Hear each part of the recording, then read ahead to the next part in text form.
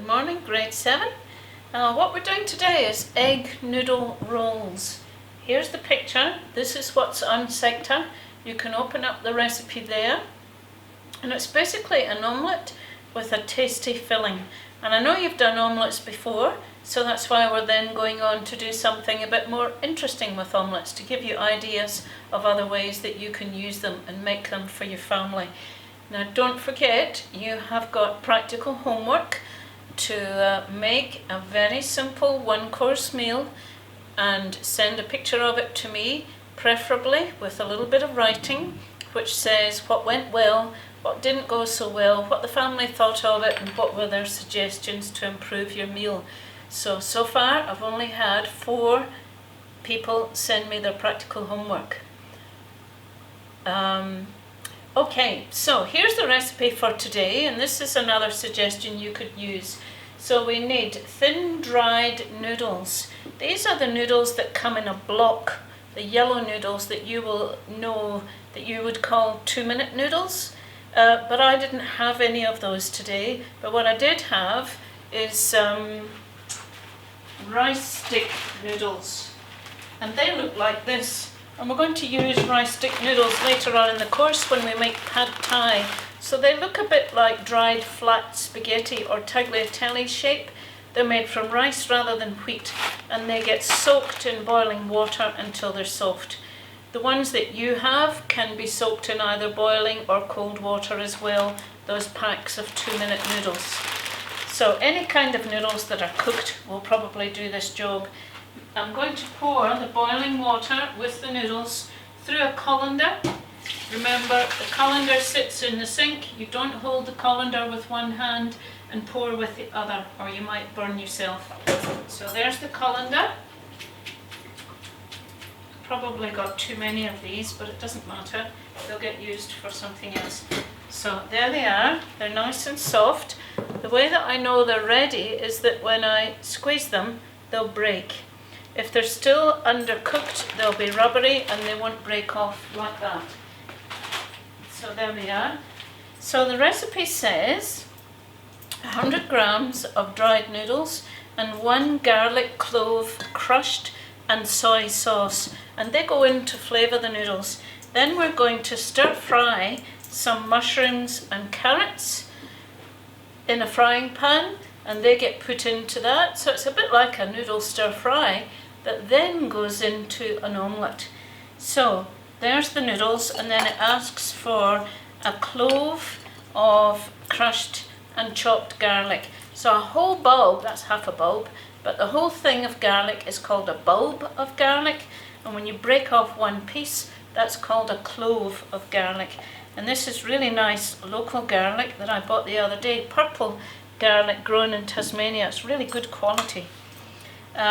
To crush garlic, put it under the widest part of a big knife, bang or press down on the knife, putting your hand, of course, against the blunt side, so it should pop out of its skin, which it virtually did, not quite, but almost. There you are, it has.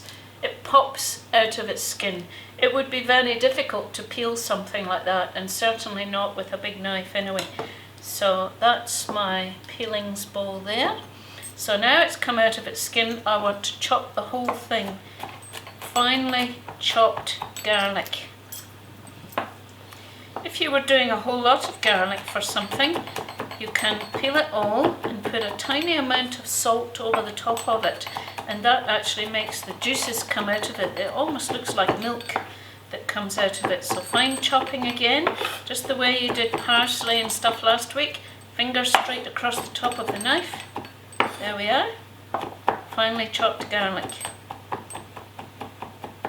Okay, gather that up onto the knife and then carefully in on top of the noodles. There we are. And then the recipe says that you need 1 tablespoon of soy sauce plus extra for serving.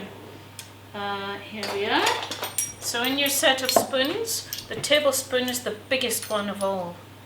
If you haven't got a tablespoon, a dessert spoon or a soup spoon is pretty close in measurement. That will be good enough. There we are, soy sauce. So I'm going to mix those two together. That's a pretty strong flavour, and that will change the colour and the flavour of the noodles. We'll set that aside to blend in flavours. Then the recipe asks for 100 grams of chopped mushrooms. I've got that done. Don't chop them up till they're unrecognisable as mushrooms, then you wouldn't really know what you're eating. It's best to leave them in slices, and these are honey brown mushrooms. Doesn't need to be that, it's just that they were on special in the supermarket. And then it says finely shredded carrot. Well, to me shredded probably means grated, so I'm going to grate one. I've peeled it, no, this one, peeled it with a potato peeler this way, always away from yourself. Cut the top and the bottom off and grate it, and that will be your shredded carrot. Or another way to do it that looks rather nice is to cut the carrot in half, then cut it in half again so it's sitting on two flat surfaces. So long ways, sit it on flat surfaces, fingers tucked under, thumb behind your fingers, and do really thin carrot slices, as thin as you can get them, and then cut those into thin sticks. And you'll do this with stir frying, this cutting things into fine sticks, or batons as they're sometimes called. That's a nice way to make carrots look nice and also cook quite quickly. And we are stir frying these with the mushrooms in a minute or two. So there you are, that's how you do them. Really thin slices, and then cut each one lengthways again so that they're quite thin sticks. If you can't be bothered to do that, or you're not confident enough to do that, just grate the carrot and that will do the job as well. Okay? So there we are, lots of carrot sticks there. So now I'm going to turn on the heat and stir fry the carrots and the mushrooms. Here we are. Oh, I've got a gas stove at home, so we don't have one of these at school. I wish we had. There we are. Right, heating up a little bit of oil in the frying pan, not much, and we'll do that and that. This recipe also says that you need 2 spring onions thinly sliced, plus extra to serve. Again, I haven't got spring onions today, so I'm just going to chop a little bit of spinach through it for colour as well. You don't need me to grate a carrot, you know how to do that. So this will add a bit of green to the mixture. There we are.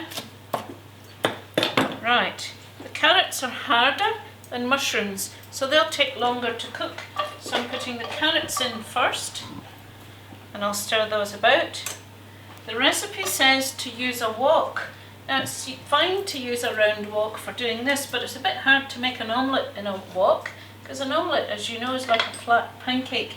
So I think it's better to use a biggish non-stick frying pan, and then you can fry or stir fry your things here in that, and then make the omelette. So while that's starting to cook, the recipe says to use 6 eggs, and you'll make at least 3 of these noodle rolls, but I'm just going to make 1 and then keep the filling for later. So 2 eggs, again whisk them up with a fork to make your omelette. And your recipe says a tiny amount of oil in that egg mixture as well. It says in step 2, whisk the eggs in a bowl with a teaspoon of the oil and heat a tablespoon of the remaining oil and stir fry the carrot and mushrooms for 2 minutes until soft, and add bean sprouts and spring onions. Let me just move these about. There we are. It's called stir fry for a reason. You stir it, you move it about. You can maybe hear it sizzling now. There we are. And I'll add the mushrooms. Really nice. Mushrooms are often known as vegetarian's meat because they contain vitamin B12. which means that they're actually really good for the formation of iron and good for your nutrient intake. For vegetarians who don't eat meat, mushrooms are a really good source of B vitamins, which normally only come from meat. Also, there are some good amounts of B vitamins in spinach, especially if you have it uncooked and eat quite a lot of it. And there's iron in spinach too, which is really good.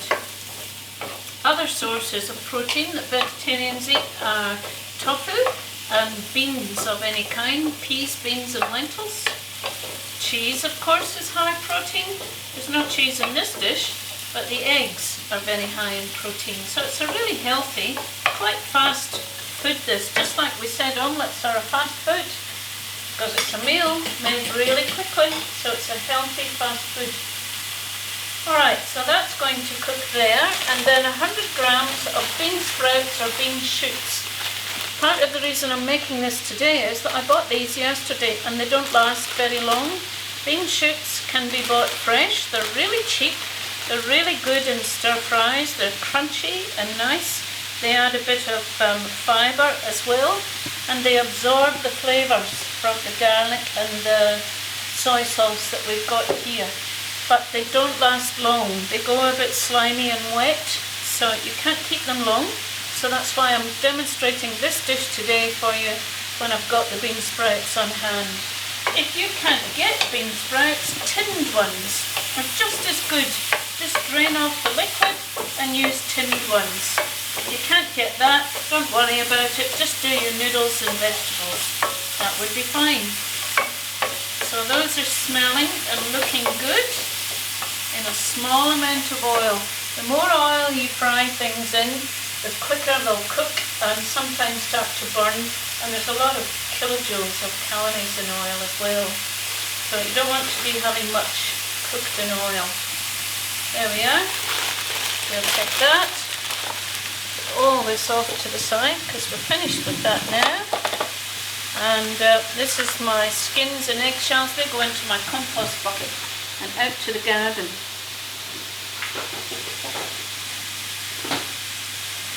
That. Okay, let's remove that and put the cooked vegetables. They can go in here in a second. I'll quickly add the bean sprouts and the spinach to give it greenery because I didn't have spring onions. So this is a nice, colourful, healthy mixture. Really tasty. And this is starting to make your simple omelette skills a bit more interesting and the meal a bit more colourful. You could do this without an omelette. If you really wanted and couldn't be bothered making an omelette, you could just pour this egg mixture in here and stir it all through and perhaps serve it with rice, and you've got a quicker, easier meal. But the particular recipe we're following today is to make omelettes. Really doesn't matter to me whether you do it or not with an omelette. But get used to cutting up the vegetables finely, cooking, controlling your heat. And now I'm going to add some of the noodles and the soy sauce and the garlic.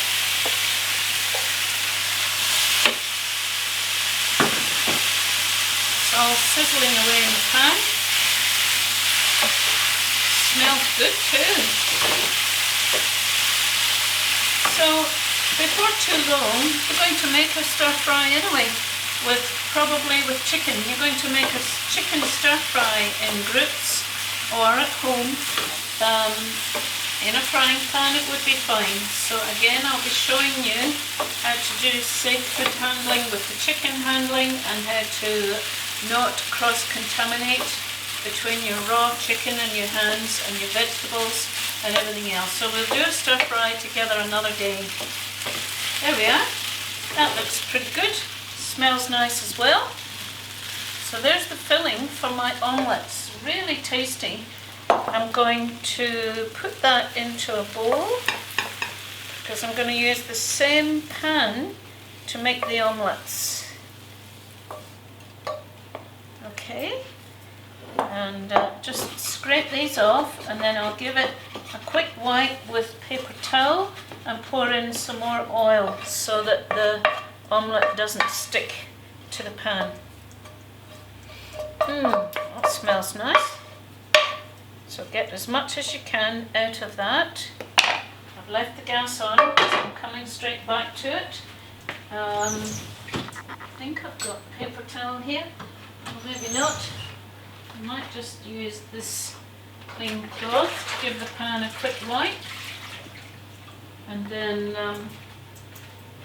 put some oil in it and make the omelette. Now most of you managed the omelettes alright. A lot of you realised afterwards when you did it, if you keep stirring it and moving about the egg too much, you'll end up with scrambled egg rather than an omelette. So a little bit of oil, not too much, and for safety's sake, never leave a frying pan with oil in it unattended. Don't walk away and leave it. As soon as the heat's on and you've got oil on it, you must stay beside it, otherwise it can burst into flames. Very dangerous. Right, so there we are. You know what? I'm wondering if I should use 3 eggs, because this is a big frying pan. Maybe not. There we are. I'll go for 2. As you pour it, hear it sizzling. Let it spread over the pan to cover the base like a big pancake. And that means it should be fairly thin. Roll it right round to fill in all the gaps. Oh, the heat that's already in the pan is cooking that. I'm going to turn the flame down a little bit. Make sure you've got everything out of the bowl. Back on the heat and be patient.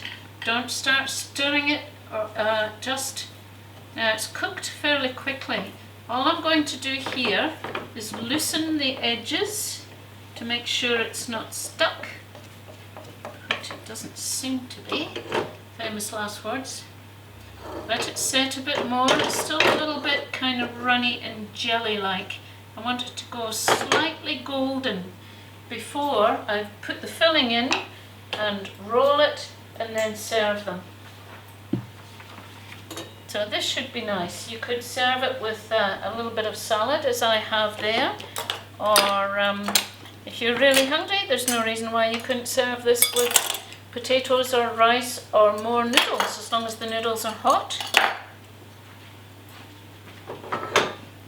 That looks okay. I'm going to change to use a non-stick spatula, I think, to lift this. Yes. Just look, if you can, have a look at the bottom.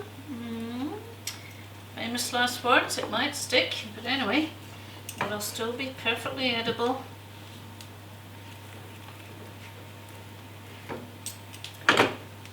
Ideally, I would have liked it to have listened and moved on the bottom of the pan, but it hasn't. Maybe I've made it a little bit thin. Just be a bit patient with it.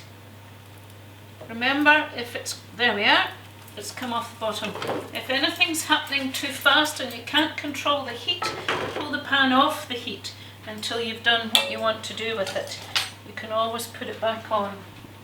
So I'm going to put the filling down the middle and fold it over almost like a big spring roll. Good amount of filling, we've got plenty of it.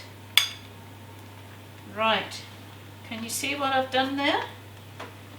Put the nice filling in down the middle, turn the heat off now, and I'm going to, how am I going to do this? I think I'm going to do it this way. Fold over one side, and then over from the other side, whoops, and then try and slide it out the pan. So make sure you've got the plate and the pan lined up with each other, and slide it right to the edge and then onto the plate. You can have the join on the top or you can turn it over, doesn't really matter. Right, let's see if I can place it on there a little bit more better. I've split it slightly, that doesn't matter at all. There we are. with a little bit of salad and greenery, and if you had spring onions, they're really nice scattered over the top of it as well. So there is the egg noodle roll. Quite a substantial meal and really nice. That's quite a lot. That could almost feed 2 people if you had a bigger salad and maybe crusty bread with it. Anyway, I'd really like to see you trying this at home, please. Fill it with any kind of stir fry. That would, but I've given you an answer, a suggestion here. The other thing you could do for serving it is a very small amount, just a drizzle of soy sauce across the top. Remember, soy sauce is very salty, so don't overdo it. But there you are, that looks rather nice to me. I hope you enjoy that too. And please send me your photographs, and again, a little bit of writing to go with it. What worked, what didn't work, what you substituted, what kind of noodles, what was missing, whatever. So put your own slant on the recipe, and I look forward to seeing what you make. Thanks for listening. See you. Bye.